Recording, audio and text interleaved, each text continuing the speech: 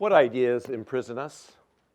We're all limited by certain beliefs. The issue is the impact of those beliefs on us and on those around us. When we truly treat others with respect, even create pathways for them to achieve more than they thought were possible, we all win. One of the things I've seen so many times is that women are a group for whom far too many pathways have been gated.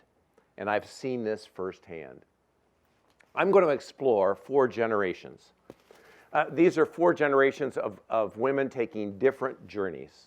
Their different journeys, though, they're connected by a fundamental question, and that is what pathways have been closed or open to them relative to their personal potential.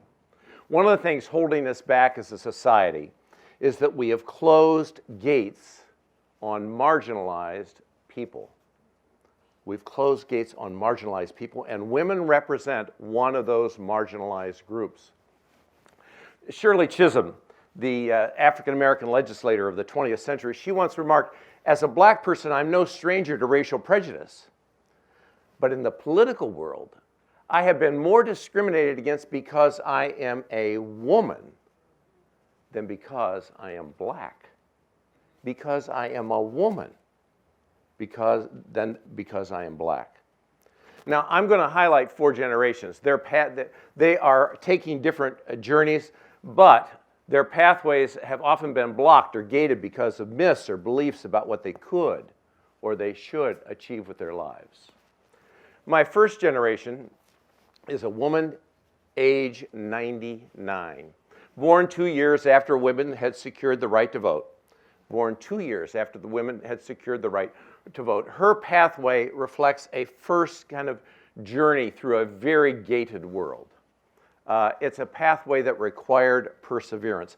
Women her age persevered through multiple social, economic, and political barriers.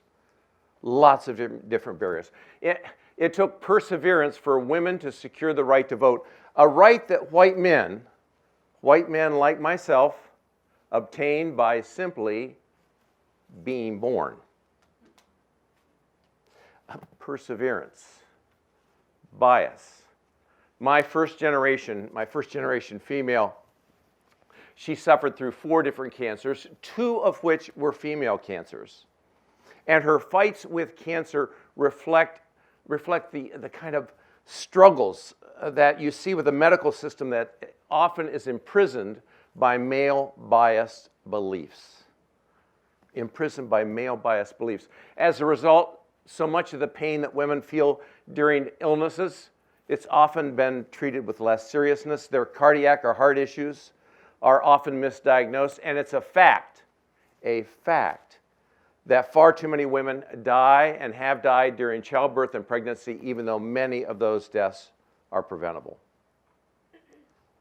Perseverance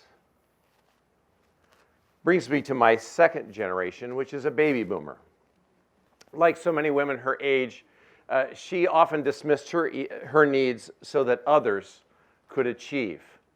And in doing that, she evidences a second pathway through what, again, was a very gated world, and it was a pathway that required patience. Women have often sublimated their needs so that others could achieve. My second generation female, she did it so that her husband could succeed, and so that her children could begin to realize their own personal dreams. She embraced a kind of higher calling.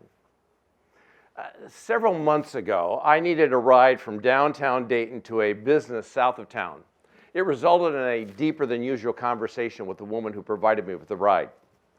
It was interesting. We exchanged questions back and forth. It was through a ride share, and we were talking about just different issues. And I asked her kind of, where are you headed in life? What are you hoping to accomplish?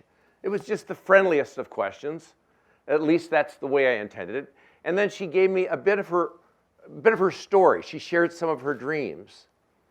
And basically she said, look, I got married, I had a child, a daughter, then I got divorced, and I started to feel stuck. I felt trapped. I wanted more out of life. It actually ended up being a fairly emotional conversation on a ride that I thought was just going to be a friendly ride. She wanted her child to have access to pathways that she now found as personally gated. She was being patient about fulfilling her needs in the hope that her daughter would fulfill her dreams. Now, as I listened to her, in my view, she was imprisoned by a belief that ultimately would limit both her daughter's potential and her own potential. Patience. Perseverance. That brings me to my third generation.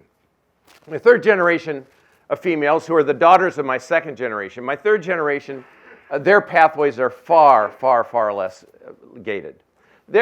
Their path through the world is going to require a sort of different approach. It's going to require a kind of perspective.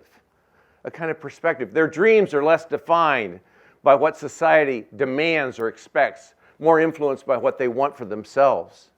They have access to pathways that were not available to previous generations of women. My first and second generation simply didn't have access to some of those pathways. They could think of and beyond themselves. But here's the interesting thing. The perspective that they have often means that they make what are kind of necessary sacrifices that benefit others. I don't think it's happenstance that a disproportionate number of women are teachers, nurses, social workers, or provide care for the aged. In the United States, the ratio of female to male nurses is 9.5 to 1. 9.5 to 1.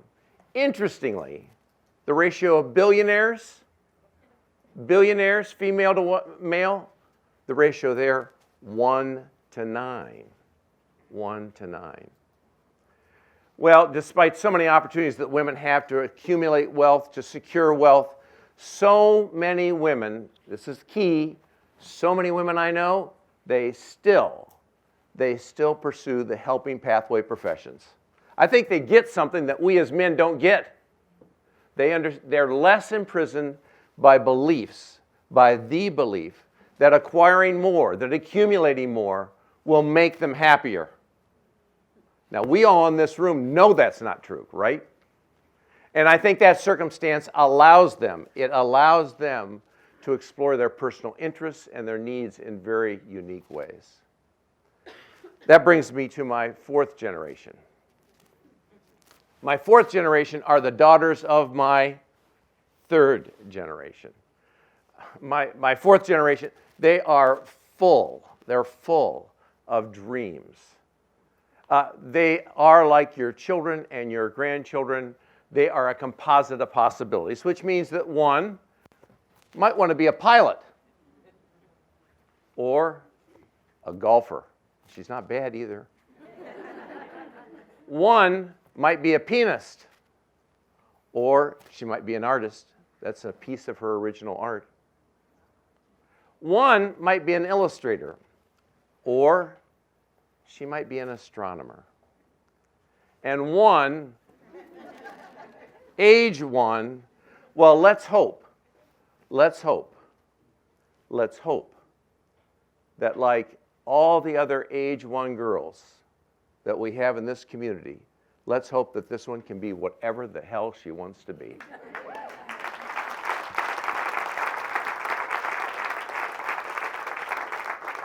I added that word hell in there just for the heck of it.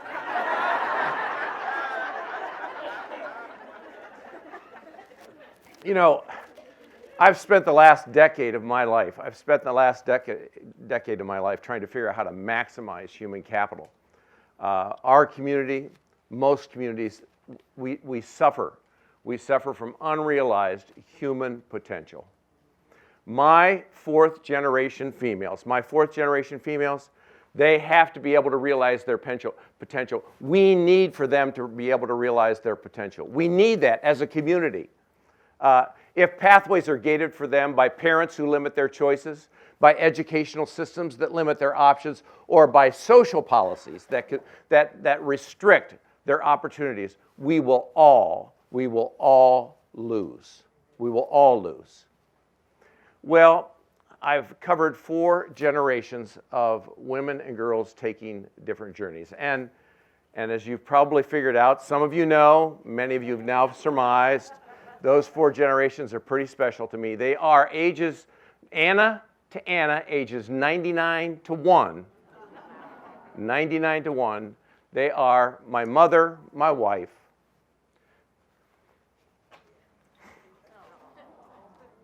my daughters, and my granddaughters.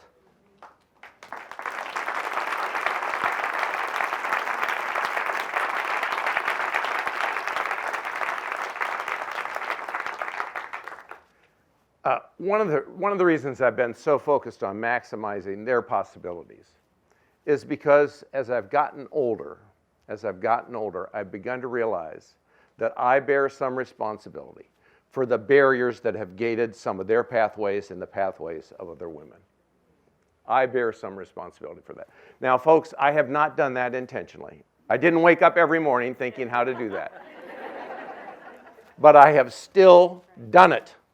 I've still done it. I've done it by not fighting sufficiently for equity. I've done it by sometimes not respecting women as I should.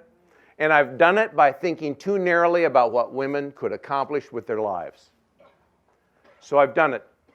I stand before you as someone who is guilty of maintaining and creating gated pathways. And I'm sad about that fact, but there are a lot of men who could stand here with me, right? There are a lot of men who could stand here with me. Well, it brings me to an uncomfortable question. The uncomfortable question is, what should we do? What should we do as collectively and individually to try to create a community where all who are marginalized,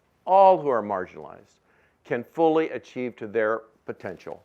Our society, our community needs advocates fighting for equity who are opening gates of opportunity for young people and for females and for all who are marginalized.